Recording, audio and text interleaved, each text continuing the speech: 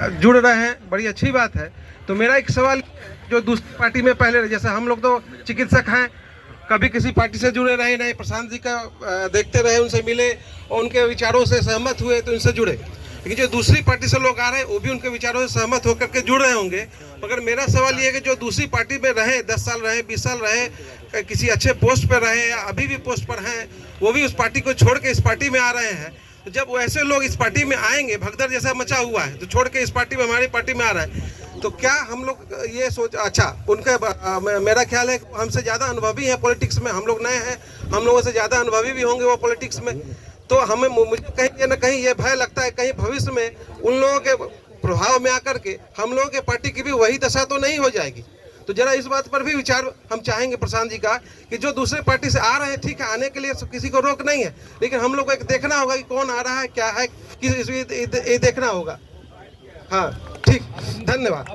हम प्रशांत जी से रिक्वेस्ट करेंगे कि वो आप लोगों के सवालों को जो सुने हैं उसके बारे में बताएं।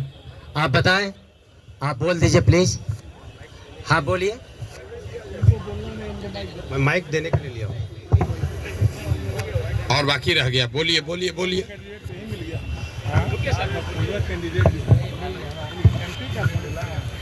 प्रशांत जी, हम भाषण देने के लिए नहीं खड़े हैं। मेरा एक छोटा सवाल सिर्फ यही है कि अगर जन सुराज पार्टी अगर पार्टी बन जाती है तो आपके दल में टिकट का मानक क्या होगा, नंबर 1। नंबर दूसरा सवाल यह है कि उच्च सदन में ये धन कुबेरों के जो सदन जो बना है, जैसे अक्सर हाँ ये हमें सुनने में मिल रहा है, उसमें आपके पार्टी का रुख क्या होगा? मैं डॉक्टर JPS बादल, सीनियर फिजियोथेरेपिस्ट पटना हूँ, 22 साल से प्रैक्टिस कर रहा हूँ। सर, मैं ये जन सुराज से जानना चाहता हूँ कि जो हमारे गांव है, प्रखंड है और समाज के निचले तबके दबे हुए लोग हैं, उनको फिजियोथेरेपी की चिकित्सा कैसे प्रदान की जाए, इस पर मैं प्रकाश। सर, मैं सीतामढ़ी जिला के छोटा सा गांव सोनबरसा से आता हूं। मेरा नाम बैजू कुमार पटेल हुआ। मैं ग्राहक सेवा केंद्र का संचालन करता हूं, SBI का। बहुत वहाँ गांव से ही लोग आते हैं और बहुत मजबूर, बेसहारा, अनपढ़ लोग मेरे पास आते हैं। तो वहाँ समझ में ये आता है समाज में शिक्षा की जागृति कैसे हो, समाज के जो निचले स्तर के लोग हैं उसकी पढ़ाई की समुचित व्यवस्था कैसे हो, उस पर काम करने की ज़्यादा ज़रूरत है सर हमको। तो हमारी जो जन स्वराज का जो काम है उसमें उसको कैसे जोड़ा जाएगा सर? धन्यवाद। आपका फिर से सबका धन्यवाद कि आप समय निकाल कर आए हैं। जितने भी आपने सवाल किए हैं वैलिड सवाल है, आपके डाउट्स, आपकी शंकाएं सब वैलिड ही है। किसी ने कहा कि आप तो पहले सब दल को जिताए हैं तो आप पर भरोसा क्यों करें। कोई कह रहा है कि अरविंद केजरीवाल ठगा है तो अब आपको क्यों फिर से मौका दें। डॉक्टर साहब ने तो पूरा 77 से पूरा हिस्ट्री ही पढ़ के बताया। 77 से ही, 47 से तो ज़्यादा आप राजनीति का आपको आइडिया नहीं है। मेरे भाई, कम से कम खुशी की बात यह है कि आप में इतनी चेतना बची हुई है, इतना हिम्मत बचा हुआ है कि आप आकर कुछ समाज या अपने विषय में कुछ बोल पा रहे हैं। जनसुराज की सबसे बड़ी ताकत, सफलता यही है कि इतने अपने आप को प्रबुद्ध कहने वाले लोग एक क्वासाई पॉलिटिकल प्लेटफॉर्म पर आकर बैठे हुए हैं। न तो नेता और को तो देख के आप पहले डर के मारे भागते हैं कि चंदा उंदा लेगा, क्या करेगा क्या नहीं करेगा। आप यहाँ आए हुए हैं और इस घबराहट में नहीं है कि आपसे कोई कुछ ले लेगा, और आपकी हिम्मत हो रही है कि आप खड़ा होकर सवाल पूछ रहे हैं। ये जन सुराज की पहली ताकत और सफलता है।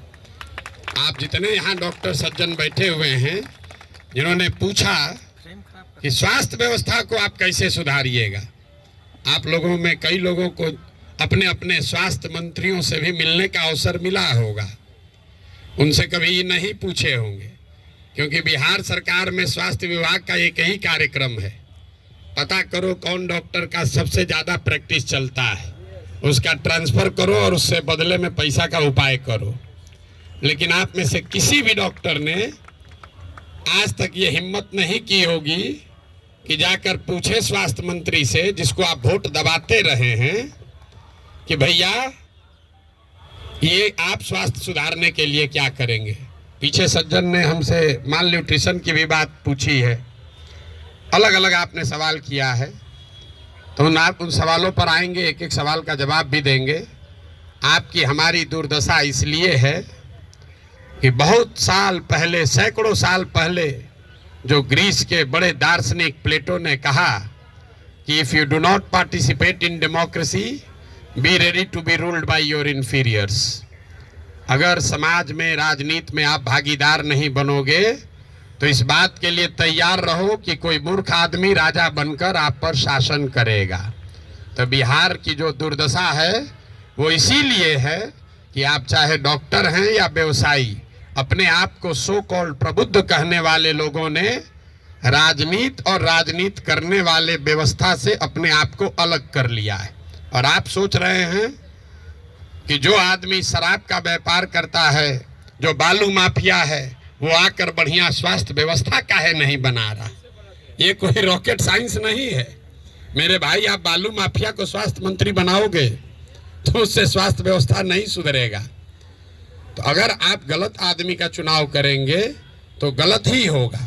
अब मैं शुरुआत करूंगा भाई साहब के सवाल से, क्योंकि इन्होंने वो व्यक्तिगत एक सवाल उठाया है कि आप अब बहुत बड़े ज्ञानी बन रहे हैं, आप ही तो इन लोगों को बढ़ाए। ठीक तो बात है मेरे भाई, हमको आप बहुत ज़्यादा क्रेडिट दे रहे हैं।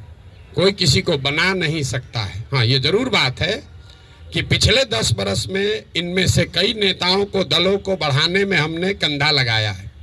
नीतीश कुमार को हमने नहीं बनाया है, लेकिन नीतीश कुमार का जब दुर्दिन हुआ था तो उनको जिताने में मदद की थी, तो वो उसका उतना दोष हमारा है। लेकिन आप यहाँ आज क्यों आए? आप प्रशांत किशोर को सुनने नहीं आए, आप किसी साधारण डॉक्टर के लड़के को सुनने नहीं आए हैं। आप यहाँ इसलिए भी नहीं आए हैं कि हम 2 बरस से पैदल चल रहे हैं। हम 20 बरस पैदल चलेंगे तो एक डॉक्टर अपना 1 मिनट समय नहीं छोड़ेगा। आप इसलिए आए हैं कि 10 बरस हमने वो काम किया है, समाज में लोगों को पता है कि ये आदमी अच्छा है, खराब है, इस आदमी को राजनीति का समझ है। अगर पैदल चल रहा है तो कुछ न कुछ सोचिए कि चल रहा होगा। ये अपने आप को बड़ा मत बनाइए, अपने आप को पेडेस्टल पर मत बैठाइए। हम जब पैदल चलते हैं, लोग दुकान में, दलान में बैठ के हंसता है, क्या ही चलने से कुछ होगा बिहार में।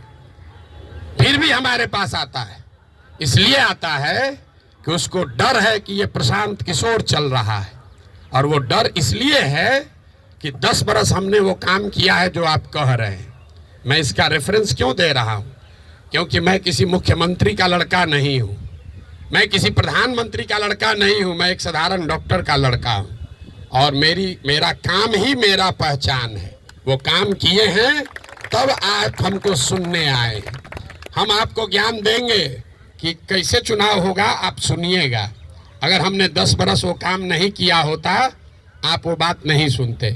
लेकिन लालू यादव का लड़का, राजीव गांधी का लड़का अगर आकर आपको ज्ञान दे तो चाहे जीवन में एक भी चुनाव न जीता हो, आप उसकी बात को खूब गौर से सुनिएगा, क्योंकि वो बड़े बाप का लड़का है। तो ये आप बात समझिए कि हमने उनको बनाया नहीं है, और अगर बनाया है तो उसको सुधारने का भी जिम्मा हम ही लेकर चल रहे हैं। आप कुछ नहीं कर रहे हैं। आप पहले भी कमेंट्री कर रहे थे, अभी भी कमेंट्री कर रहे हैं। किसी ने कहा आप पर भरोसा कैसे करें? आप पढ़े लिखे व्यक्ति हैं, अपने आप को प्रबुद्ध बताते हैं। आपसे ज्यादा तो गांव वाले जानते हैं जनसुराज के बारे में। 2 बरस से हम गांव गांव में घूमकर हमारे वोकल कॉर्ड में गांठ पड़ गया। ये बताते बताते कभी जीवन में हमने किसी से वोट नहीं मांगा। हम लोगों को यही बता रहे हैं कि हम पर भरोसा मत करो, किसी दल पर भरोसा मत करो, अपने बच्चों के लिए जगो, वोट अपने बच्चों के लिए दो। गांव वाले को बता रहे हैं, उसको समझ में आ रहा है, लेकिन यहाँ के आदमी को समझ में नहीं आएगा। और आप उससे बेहतर नहीं हैं। ये पढ़े लिखे लोगों को भ्रम है कि हम लोग बड़ा अच्छा है। बिहार का दुर्दशा इसलिए है कि यहाँ का लोग पढ़ा लिखा नहीं है। तो 2-3 ये जो राजनीति का भ्रम है वो आपको दूर कर देते हैं। बहुत लोगों को लगता है कि जो पढ़ा लिखा नहीं है इसलिए बिहार का दुर्दशा है। इस भ्रम को बिल्कुल दिमाग से हटा दीजिए। जितनी गलती पढ़े लिखे लोग कर रहे हैं उससे कम गलती अनपढ़ लोग कर रहे हैं। जितनी अगर जाति की बात ले लीजिए, हिंदू मुसलमान की बात ले लीजिए, भ्रष्टाचार की बात ले लीजिए, तो पटना में जितने लोगों को आप जिता रहे हैं, पीछे के लोग तो फिर भी उलट पलट रहे हैं। पटना का विधायक पिछले 20-20 वर्ष से चुनाव नहीं हारे हैं लोग, और पटना की क्या दुर्दशा है आप लोग को पता है। तो पढ़ा लिखा वोटर कहीं इस बात का प्रमाण नहीं है। जब देश आजाद हुआ तो इस देश में कुल 18% लोग साक्षर थे, 82% लोग निरक्षर थे। 82% इलिटरेट समाज ने गांधी को अपना नेता बनाया, अंबेडकर को, नेहरू को, पटेल को, बोस को चुना। आज पेपर पे बिहार में 77% लोग पढ़े लिखे हैं, और आपने पिछले 30 वर्ष में किसको नेता बनाया है ये आपको हमको बेहतर पता है। इस बात का प्रमाण नहीं है कि पढ़ाई लिखाई से आप अच्छा वोटर बन जाएंगे। मनमोहन सिंह जी देश में जीवन में सिर्फ एक ही बार चुनाव लड़े, दक्षिण दिल्ली से चुनाव लड़े, और बीजेपी के एक साधारण कार्यकर्ता से चुनाव हार गए। बीजेपी के एक साधारण कार्यकर्ता ने मनमोहन सिंह जैसे बड़े इकोनॉमिस्ट को चुनाव हरा दिया, और वो चुनाव झंझारपुर से नहीं लड़े, वो चुनाव मधुबनी से नहीं लड़े, बिहार से नहीं लड़े कि जाति पर सब वोट पड़ता है। दक्षिण दिल्ली के उस लोकसभा से लड़े जहां पर सबसे ज्यादा पढ़े लिखे, सबसे ज्यादा high capita per capita income वाले लोग वोटर हैं। उन्होंने मनमोहन सिंह जैसे बड़े इकोनॉमिस्ट को छोड़कर एक साधारण कार्यकर्ता को चुना। इसका कोई प्रमाण नहीं है। हम लोग घर में कहते हैं कि हमारी दादी पढ़ी लिखी नहीं थी लेकिन बड़ा समझदार थी, लड़का पढ़ लिख गया है लेकिन बड़ा लंपट है। आप पढ़े लिखे होकर भी बहुत बड़े बेवकूफ हो सकते हैं, और नहीं पढ़ा लिखा व्यक्ति भी बहुत समझदार हो सकता है। इसका मतलब ये नहीं है कि पढ़ाई की महत्ता नहीं है। पढ़ाई सिर्फ आपको इतना ही करता है कि आप इंफॉर्मेशन को प्रोसेस करने की आपकी क्षमता बढ़ जाती है, उसको आर्टिकुलेट करके प्रेजेंट करने की आपकी क्षमता बढ़ जाती है। आपकी प्रोसेस, आप उससे बहुत वाइज हो जाएंगे, ऐसी बात नहीं है। दूसरा जो भ्रम आपने बताया, बिहार में तो सब वोट जाते पर पड़ता है, भाई साहब ने बताया, आपने उसका काउंटर भी किया, लेकिन ये सबसे ज्यादा पूछे जाने वाला सवाल है। पिछले 2 बरस से हर आदमी, हर सभा, हर मीटिंग में ये कोई ना कोई जरूर पूछता है, भैया सब तो ठीक है, जाति से कैसे निपटिएगा। तो पहली बात तो ये समझिए कि जाति जो है वो सिर्फ बिहार की सच्चाई नहीं है, जाति पूरे भारत की सच्चाई है, यहाँ के समाज की सच्चाई है। जाति की महत्ता जितनी बिहार में है इतनी ही आंध्र प्रदेश में है, इतना ही कर्नाटक में है, इतना ही गुजरात में है, इतना ही यूपी में है। आप में से कोई भी ऐसा आदमी नहीं है यहाँ जो उन राज्यों में जाकर राजनीति किया है या वहाँ चुनाव लड़ाया है। आप हमको बताइए, वोकालिगा और लिंगायत अगर कर्नाटक में नहीं है तो क्या बिहार में है? पटेल और क्षत्रिय अगर गुजरात में नहीं है तो क्या बिहार में है? कहाँ जाति नहीं है? जाति हर जगह है। और ये आपको हमको हमारे दिमाग में ये बैठा दिया गया है कि बिहार में सब चीज जाति पर ही होता है। इस चीज को एग्जामिन कीजिए कि क्या बिहार में सब लोग वोट जाति पर देते हैं। तथ्य पर जाइए, दैनिक जागरण पर लेख पढ़कर दिमाग मत बनाइए। हम आपको 4 उदाहरण अभी देंगे, आगे क्या होगा छोड़ दीजिए, पीछे क्या हुआ है वो बताते हैं, आपको अपने आंख खुलेगा। 1984 में बिहार में कांग्रेस को बहुत बड़ी सफलता मिली थी। करीब करीब उस समय बिहार झारखंड जो एक साथ था, 54 में 53 सांसद कांग्रेस के जीते थे। यहाँ बैठे जितने साथी हैं उनसे पूछूंगा उस समय कांग्रेस को कैसे वोट पड़ गया। राजीव गांधी के जाति के बहुत लोग तो नहीं रहते हैं बिहार में, तो आप बताएंगे कि वोट राजीव गांधी को नहीं पड़ा, वो तो इंदिरा गांधी की मृत्यु हुई। उस मृत्यु से जो सहानुभूति की लहर बनी उसमें जाति पाति छोड़कर सबने कांग्रेस को वोट दिया। सब लोग मुड़ी हिला रहा है, उसको लिख लीजिए। फिर पूछेंगे 1989 में इसी बिहार में क्या हुआ, बीपी सिंह जी के नेतृत्व में कैसे पूरा जनता दल बिहार जीत गया। आप में से ज्यादातर लोग बताएंगे कि जनता दल को वोट नहीं पड़ा, वोट उस समय पड़ा वो फोर्स के नाम पर। बहुत बड़ा एक माहौल बन गया था भ्रष्टाचार के खिलाफ। लोगों ने कहा राजा नहीं फकीर है, देश का तकदीर है, सब ने जाकर बीपी सिंह को वोट दिया। इसको भी नोट कर लीजिए। फिर आपसे पूछेंगे 2014 में क्या हुआ। मोदी जीत गए, भाजपा कैसे जीत गया बिहार में? तो आप कहेंगे भाजपा का तो कोई ताकत ही नहीं था। वोट भाजपा को नहीं पड़ा, मोदी को पड़ा। मोदी के नाम पर ऐसी लहर बन गई कि समाज के हर वर्ग ने जाकर मोदी को वोट दिया। फिर आपसे पूछेंगे 2019 में क्या हुआ, तो लोग बताएंगे यहाँ राजनीति तो सब बात करता है कि भैया एकदम कांटे का मुकाबला था। ये जो पुलवामा हुआ ना, उसके बाद समझिए कि हर जात का आदमी जाकर मोदी को ही वोट दे दिया। इन चारों चुनावों को आप कागज में लिख लीजिए। 84 एक घटना है किसी बड़े नेता की मृत्यु और उससे उपजी हुई सहानुभूति की लहर। 89 एक विषय है भ्रष्टाचार, बोफोर्स और उससे बनी हुई लहर। 2014 में एक व्यक्ति है मोदी, जिसके प्रभाव की लहर। और 2019 पुलवामा राष्ट्रवाद की लहर। ये आपको क्या बताता है? अगर कोई व्यक्ति, अगर कोई विषय, अगर कोई घटना, अगर कोई विचारधारा समाज के इमेजिनेशन को कैप्चर कर ले, तो समाज में ये ताकत है कि वो जातियों से ऊपर उठकर वोट करता रहा है। आगे करेगा कि नहीं छोड़ दीजिए, करता रहा है। फिर भी आपको लग रहा है कि ना भैया यहाँ तो जातीय पर होता है, आप क्या एग्जाम्पल दे रहे हैं? तो हम आपको बता रहे हैं आपको क्यों लगता है। हमने कई चुनावों का उदाहरण आपको नहीं दिया, 4 ही का दिए। उन चुनाव में क्या हुआ, जब लड़ने वाला व्यक्ति या चुनाव, उसमें कोई ऐसी बड़ी घटना ना हो, कोई नया विकल्प ना हो, कोई चेहरा ना हो, कोई विषय ना हो, दोनों लड़ने वाले एक ही जैसे दिख रहे हैं, तो समाज भी कहता है भैया दोनों तो एक जैसा है, चलो अपने जाते को दे देते हैं। तो ज्यादातर समय जो चुनाव हुआ है पिछले 30-40 वर्षों में, वो कोई डिफरेंशिएटर नहीं रहा है। तो जिसको मीडिया कहता है लहर वाला चुनाव नहीं है।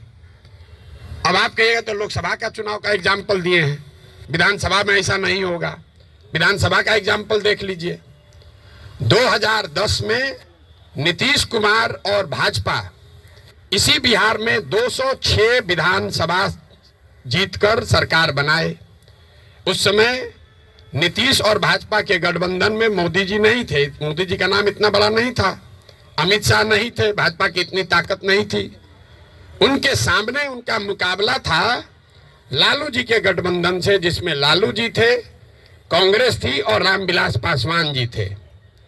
लालू जी की ताकत आज के तेजस्वी यादव से तो निश्चित तौर पर ज्यादा थी 2009 में। रामविलास जी की ताकत उनके लड़के से ज्यादा थी और कांग्रेस भी उस समय 2009 में देश में सत्ता में थी। इसके बावजूद 2010 के चुनाव में एनडीए को, नीतीश और भाजपा को 206 सीट आया। वही गठबंधन जब वो 2020 में लड़े, तो इस बार भाजपा के साथ मोदी भी हैं, अमित शाह भी हैं, देश में भाजपा की ताकत बढ़ी भी है। दूसरे साइड एनडीए में अब लालू जी के जगह तेजस्वी जी आ गए थे। रामविलास जी का दल तो उस गठबंधन में था ही नहीं और कांग्रेस की भी ताकत कमी हुई। लेकिन एनडीए गठबंधन को 125 सीट भी मिलने में दम निकल गया। क्यों? क्या एनडीए को वोट देने वाले सारे जाति के लोग बिहार छोड़कर चले गए? नहीं। ऐसा इसलिए हुआ कि 2005 से लेकर 2009 की जो पहली सरकार नीतीश की चली थी, समाज का हर वर्ग ये समझता था कि नहीं, इसमें कुछ न कुछ काम हुआ है। तो जातीय समीकरण भी था और काम भी था, तो 206 सीट आया। लेकिन उसी बिहार में जब नीतीश का काम खराब हुआ, तो उसी एनडीए गठबंधन को 125 सीट आया। आपको लोकसभा का उदाहरण दिया, विधानसभा का उदाहरण दिया, अब आपको मुखिया का उदाहरण दे देते। पिछले बार मुखिया के चुनाव में बिहार में 80% मुखिया चुनाव हार गया है, 80%। और वार्ड सदस्य करीब 95%। सब लोग अपने जाति से जीत कर आए थे। कैसे हार गए चुनाव? ये भ्रम मत पालिए कि जाति से ही सब होता है। अगर सिर्फ जाति से, फिर कहेगा भैया कैसे आप हो सकता है? बिहार में नीतीश कुमार के जाति के कितने लोग रहते हैं? 2-2.5% रहते होंगे। लालू जी के जाति के कितने लोग रहते हैं? 15% लोग रहते हैं। आप पूरे भारतवर्ष में जो कहीं भी जहां भी मुख्यमंत्री है, आंख बंद करके जाके देख लीजिएगा, कोई भी ऐसा आदमी किसी राज्य में मुख्यमंत्री नहीं है जो वहां के जाति की जिसके जाति की संख्या सबसे ज्यादा है। ये उल्टा चलता है। ये आपको हमको लगता है कि जिसका जाति संख्या ज्यादा रहेगा मुख्यमंत्री बन जाएगा। जिसकी जाति की संख्या सबसे ज्यादा हो उस जाति के आदमी को वो राज्य जीतना करीब करीब इम्पॉसिबल है, नहीं जीत सकता है, क्योंकि उस जाति से दूसरे समाज के लोग डरते हैं। वो सोचता है ये आएगा तो सब कब्जा कर लेगा, तो उसके खिलाफ कंसोलिडेशन भी होता है। आप यही नहीं, बंगाल देख लीजिए, यूपी देख लीजिए, तेलंगाना देख लीजिए, आंध्र देख लीजिए। आंध्र प्रदेश में भी नायडू जीत कर आए, कंबाक कम्युनिटी के हैं, उसकी जाति की संख्या 6% है। बगल में योगी जी हैं, राजपूतों की संख्या 4% है। उसके बगल में मध्य प्रदेश में यादव जी हैं, उनकी संख्या 5% से कम है। राजस्थान देख लीजिए, आप कहिए वो तो भाजपा का है, जितना रीजनल पार्टी है सबका उठाकर देख लीजिए, कहीं पर भी जिस जाति की संख्या सबसे ज्यादा है उसका नेता मुख्यमंत्री नहीं है। अब फिर यहाँ गलतफहमी की आदत है, कहेगा ना नीतीश तो पिछड़ा का नेता है। तो भाई अगर कोई नीतीश जी पिछड़ा का समीकरण गोलबंदी कर सकते हैं तो आप भी कर सकते हैं। आपको कौन रोका है? किसने रोका है कि कुशवाहा का जाति का कोई नहीं कर सकता है, या कोई ब्राह्मण नहीं कर सकता है, कोई राजपूत नहीं कर सकता है? भाई अगर कुर्मी समाज का आदमी कर सकता है तो कोई मुसहर भी कर सकता है, कोई कुशवाहा भी कर सकता है, कोई राजपूत भी कर सकता है। आप में वो क्षमता होनी चाहिए, वो प्रयास करने की का मादा होना चाहिए।